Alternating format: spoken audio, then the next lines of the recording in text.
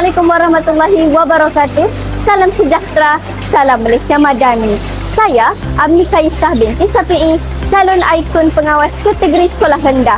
Saya juga merupakan pengawas sekolah dan merangkap penolong ketua pengawas 2 di Sekolah Kebangsaan Oran bagi sesi 2023 dan 2024. Selain menjalankan rutin harian dan tugasan sebagai seorang pengawas sekolah, saya juga bertanggungjawab mengendalikan majlis, aktiviti dan program di sekolah.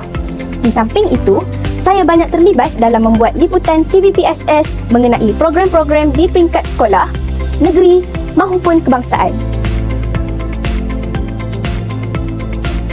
Sebagai contoh, liputan mengenai kejohanan sukan dan olahraga serta sambutan kemerdekaan di peringkat sekolah. Di peringkat negeri pula, saya bersama kru TVPSS yang lain berpengalaman membuat liputan mengenai Pesta Buku Perlis dan Karnival Pembaca 2024 Anjuran Perpustakaan Awam Negeri Perlis.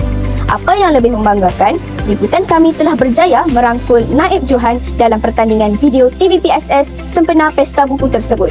Di peringkat kebangsaan pula, Sekolah Kebangsaan Oran telah diberi kepercayaan untuk membuat liputan bagi program Jerayawara Kurnia 2024 Anjuran Pusat Permata Kurnia PPK Kementerian Pendidikan Malaysia pada bulan Julai yang lalu. Melalui pembabitan saya dalam pengendalian majlis, aktiviti dan program di peringkat sekolah, negeri maupun kebangsaan, saya dapat belajar bekerja dalam kumpulan, berkomunikasi dengan rakan sebaya dan guru serta menyelesaikan masalah. Saya juga dapat melatih diri untuk berfikir secara inovatif dalam mencari idea baru untuk menghasilkan liputan-liputan yang kreatif dan menarik. Di samping itu, ia juga dapat membantu membina jaringan yang lebih luas dan memberikan pendedahan kepada saya tentang dunia dan komuniti di luar lingkungan sekolah.